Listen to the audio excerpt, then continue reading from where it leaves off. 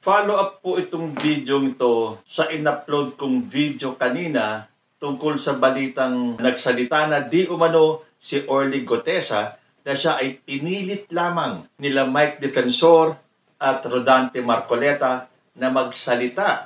So meron po akong mga natanggap na ilang komento. Baka daw kasi fake news. Kasi wala tayong nakita o napanood na video na mismong si Gutesa ang nagsalita na siya ay pinilit ni Marcoleta at ni Defensor. So baka daw fake news lang yan. So ako po kasi ayokong mababansagan na fake news peddler. Yan po ang isa sa pinaka-iniiwasan ko. Yung makapag-share sa inyo ng maling informasyon, in short, ng kasinungalingan. As much as possible, bago po ako magbahagi sa inyo ng balita, nire-research ko po yan. Dahil napakadali naman po talaga mag-research. And true enough, wala po akong nakitang video kung saan makikita na si Gutesa mismo ang nagsabing siya ay pinilit lamang. Pero, nangangahulugan ba na ang balitang nabasa ko ay fake news? So kakahanap ko ng video kung saan makikitang galing kay Gutesa yung kanyang pasabog na unfortunately wala po akong nakitang video sa ngayon Wala pa. Ang nakita ko po ay yung interview kay Mike Defensor. At ito ay nangyari about a month ago. Ito kaya ang magpapatunay na nagkaroon niya ng pilitan? Panoorin po natin. Secretary Sir, may man nagsasabi na babaliktad daw itong si Gutesa. At sinabing siya ay pinilit lamang na magsalita. Well, doon sa pinilit, hindi naman siguro dahil siya yung lumapit no? And ngayon, kung babaliktad, sa palagay ko naman hindi. Dahil nakita ko yung kanyang pagkatao, nakita ko yung kanyang sitwasyon, wala akong nakikitang may ganun Siyempre, at naniniwala din ako, napipilitin lang bumaliktad. Katulad nga yung nabanggit mo, Lakay, no? And Mamidin. Siya lang napansin ko lang later on na parang sinasabi, siya lang talaga nagdikit nung buong proseso. Namang mula kay Congressman Saldico, nagdi-deliver doon kay bahay ni Speaker Martin.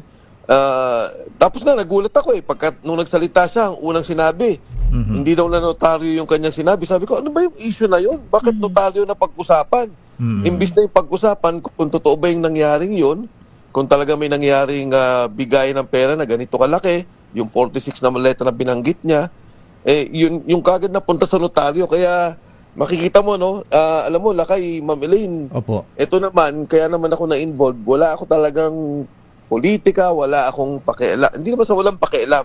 Ayoko pakialam. Pero yung nakikita ko nangyari sa bansa, na talagang grabe yung korupsyon, organisado, grabe yung narinig mong pera, maging mga bangko alam. Siyempre, sa konsensya ko naman, pag hindi ko naman to inaharap, at hindi nito sinabi yung dapat niya sabihin, kawawa naman yung bansa natin. Ayan, kung di malinaw sa inyo ang mga sinabi ni Mike Defensor, ulit-ulitin nyo na lang po yung video para maintindihan nyo yung kanyang sinabi. Una, ang tanong sa kanya, kung totoo ba na babaliktad daw si Gutesa? Tandaan nyo po itong interview kay Mike Defensor happened a month ago. Sinasabi naman ni Mike Defensor na mukhang malabong magkaroon ng baliktaran. Ibig sabihin, wala sa karakter ni Orly Gutesa ang babaliktad. Pero after a month, anything can happen. Lalo na dito sa balita na di umano, sinabi nga ni Orly Gutesa na siya ay pinilit lamang para magsalita at pirmahan yung kanyang affidavit. So, sunod na tanong sa kanya ay kung ano ang masasabi ni Mike Defensor dun sa bali-balita na pinilit lamang si Orly Gutesa para magsalita. Narinig nyo naman siguro ang sagot ni Mike Defensor na pagdating daw sa pilitan, mukhang hindi naman daw pinilit itong si Gutesa dahil siya mismo ang lumapit sa kanila. So doon pa lang sa salita ni Mike Defensor na pinilit, nagkaroon niya siguro ng issue ng pilitan. So kung wala tayong nahanap na video na nanggaling mismo kay Orly Gutesa na siya ay pinilit, dito po, mismong si Mike Defensor ang nag-acknowledge na meron niyang bali-balita na pinilit lang daw si Gutesa na magsalita. So kung babaliktad daw si Gutesa, hindi daw nakikita ni Mike Defensor sa karakter ni Gutesa ang bumaliktad. Tapos merong sinabi si Mike Defensor na pipilitin daw nila na bumaliktad itong si Gutesa. Meaning may ibang tao, ibang mga karakter na pipilitin si Gutesang bumaliktad. Again, this was a month ago. After 1 month, marami pong pwedeng mangyari. Pero kung sasabihin ni Mike Defensor na may pipilit kay Gutesa para bumaliktad, mukhang malabo yun. Dahil hindi nga ba after nung unang hearing nila, hindi na nga sumipot itong si Gutesa doon sa hearing ng DOJ. Bigla na lang siyang nawala, naglaho, nagtago, or itinago. So, walang ibang pwedeng lumapit kay Gutesa para pilitin siyang bumaliktad. Sabi pa ni Mike Defensor, si Gutesa daw ang nagdikit ng buong proseso nung sinabing nagdi-deliver pa nga daw itong si Gutesa sa bahay ni Martin Romualdez. At yan ay pinabulaanan na ni Romualdez nung sinabi niyang paano mangyayari yun. Yung time na sinabi ni Gutesa ay under renovation yung bahay nila. At isa pa, porke ba may isang Gutesa na nagsalita, paniniwalaan na lang natin kagad yun. Tandaan po natin, meron po tayong mga nagsilabasan at lumitaw na mga whistleblowers kuno. Kung matatandaan nyo si Mawanay, at may mga lumabas pa mga whistleblowers sa ibang mga kaso na akala mo totoo ang kanilang mga sinasabi, yung pala after that, babaliktad pala at babawiin yung kanilang mga sinumpaang salaysay. Nakakasiguro ba tayo na hindi babaliktad itong si Gutesa at babawiin yung kanyang sinabi? Na tulad nga ng kumalat na balita kanina, pinilit lang daw siyang magsalita. Giit pa nga ni Defensor bakit daw biglang-bigla na lang ang pinag-usapan yung peking notaryo? Di ba dapat ang pag-usapan ay yung pagdadala ng malaking pera sa bahay ni Romualdez? Pero hindi nga ba nagsalita naman si Romualdez na sinabi niya hindi totoo yan at walang nangyaring pag-deliver ng pera sa bahay nila? Dahil nga, yung bahay na tinutukoy ay under renovation. Walang tao doon, kundi yung mga gumagawa ng bahay. Sabi pa ni Mike Defensor, hindi naman daw siya namumulitika, wala siyang dahilan para magpolitika, at wala naman daw talaga siyang pakialam dyan. Anong ginagawa mo? Di ba nangialam ka na rin niya? Kung ano man ang motibo mo, ay mahirap paniwalaan dahil ang sinabi ni Mike Defensor, sa nakikita daw niyang nangyayaring korupsyon sa bansang ito, hindi niya mapigilan siyempre ang sarili niya na hindi magsalita at labanan ang korupsyon na to. Iyan ang sinasabi ko sa inyo. Ang ginagawa ng DDS, babaluktutin nila, babaliin nila ang mga pangyayari para lumabas na sila ang lumalaban sa korupsyon. Hindi naman nila mabanggit kung sino ang nagsiwalat ng korupsyon. Hindi ba si President Bongbong Marcos? Pero pakinggan nyo, ito mga DDS, pinalalabas nila na ang korupsyon ay matindi, super, ngayong panahon ni President Bongbong Marcos. Natural, sasabihin natin, grabe ang korupsyon ngayon. Dahil dati, aware man tayo na may korupsyon, hindi na isiwalat at hindi natin nalaman na ganito pala kagrabe ang korupsyon. Pero ang ginagawa ng mga DDS, parang credit grabbing. Gusto nilang paniwalain ng taong bayan na sila ang nagsiwalat ng korupsyon at sila ay handang-handa para labanan ito dahil talamak ang korupsyon sa panahon ni PBBM.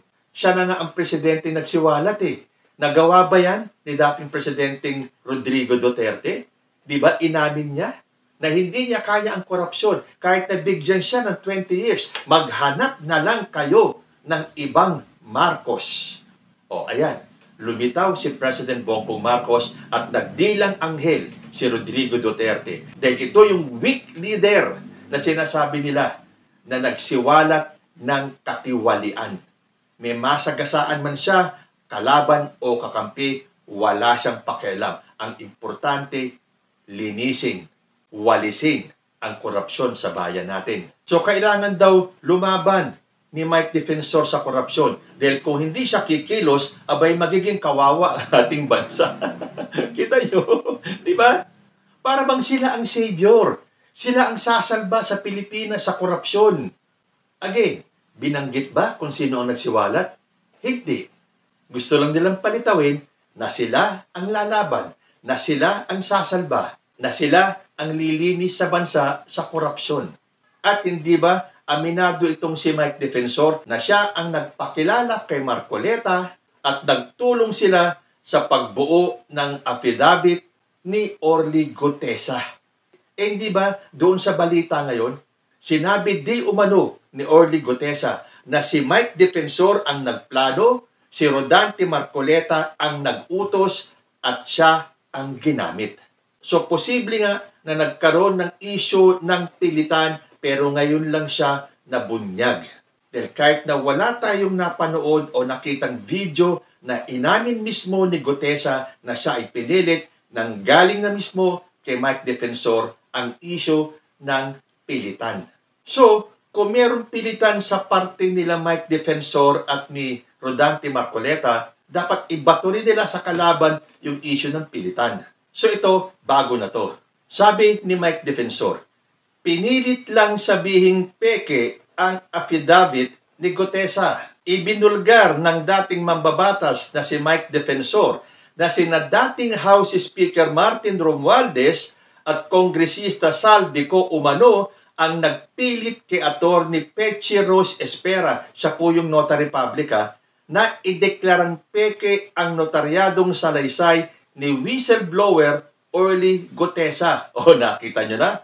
Porque merong issue na pinilit ni Marcoleta at ni Mike Defensor na magsalita itong si Orly Gutesa at kung sila man ay nabuko, dapat ibato rin natin sa kanila yung issue ng pilitan. At ang sabi nga ni Mike Defensor, na pinilit ni Martin Romualdez at ni Saldico itong notary public o yung abogadong si Attorney Pechi Rose Espera na sabihing peke yung notaryadong salaysay ni whistleblower Orly Gutesa. Samantalang korte na mismo ang nagsabi na peke yung notaryo. So nakikita niyo yung galawan ng kampo ni Mike Defensor at ni Rodante Marcoleta. So yan, nilinaw lang po natin. Sa interview ni Mike Defensor, in-address niya yung issue ng pilitan. Dahil paano daw magkakaroon ng pilitan samantalang si Gutesa mismo ang lumapit sa kanila. Meaning siguro, nagpatulong para siya ay makapagsalita at mabulgar niya at madiin niya si Martin Romualdez. So siguro naman, malinaw po na kahit na wala tayong narinig na nanggaling mismo kay Orly Gutesa na siya ay pinilit, pero sa interview ni Mike Defensor, nandun po yung issue na pinilit itong si Orly Gutesa na magsalita. Although ang counter ni Mike Defensor, paano siyang pipilitin? Siya mismo ang lumapit. So, maliwanag, nagkaroon ng pilitan. Kayo po, ano ang masasabi ninyo? Comment lang po down below and I will see you in my next video. Diyos ti Agnina.